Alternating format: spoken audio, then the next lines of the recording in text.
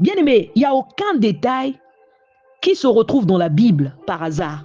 Dans Nombre 12, à partir du verset 6, Dieu dit à Aaron et à Myriam, il dit: écoutez bien mes paroles. Lorsqu'il y aura parmi vous un prophète, c'est dans une vision que moi, l'Éternel, je me révélerai à lui. C'est dans un songe que je lui parlerai. Il n'en est pas ainsi de mon serviteur Moïse. Il est fidèle dans toute ma maison. Il dit: je lui parle bouche à bouche. Je me révèle à lui sans énigme. Il voit une représentation de l'Éternel. Quand on parle d'une représentation, on parle d'une image.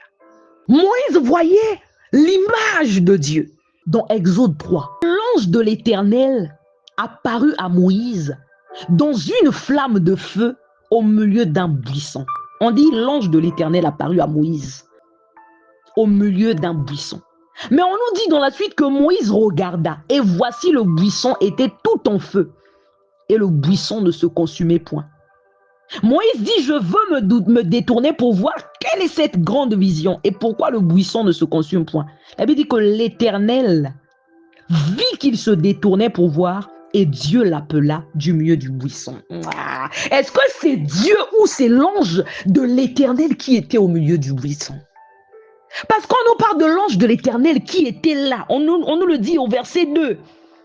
On nous dit que l'Éternel, l'ange de l'Éternel lui apparut dans une flamme de feu au milieu d'un buisson. Donc celui qui était là, on nous dit que c'était l'ange de l'Éternel.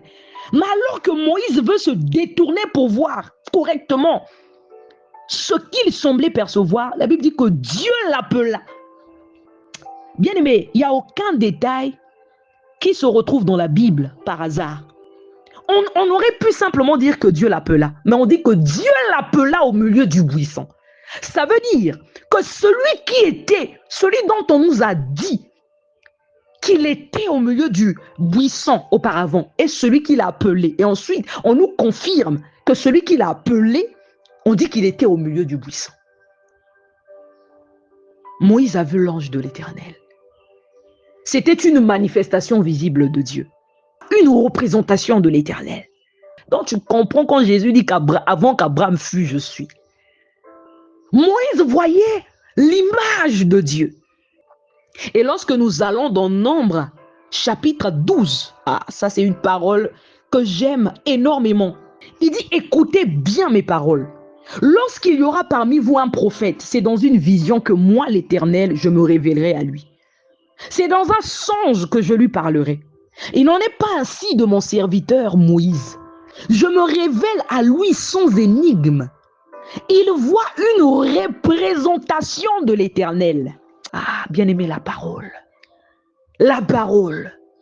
La Bible nous dit qu'il est l'image du Dieu invisible. Le premier-né de toute la création. Est-ce que quelqu'un réalise ça?